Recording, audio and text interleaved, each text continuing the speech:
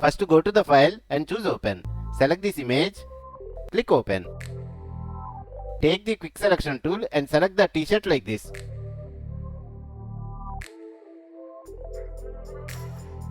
Press Ctrl J twice to duplicate the selection to 2 layers.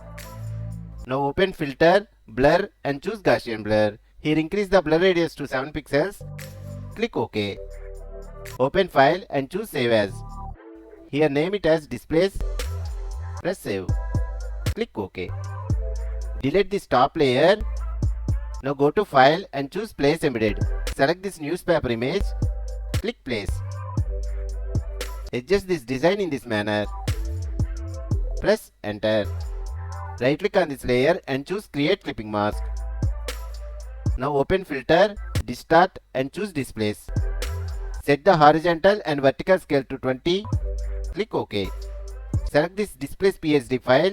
Click open. Now go to blend modes and choose multiply. Right click on this layer and choose blending options. Here adjust the underlying layer option like this. Press OK. Let's see the final result.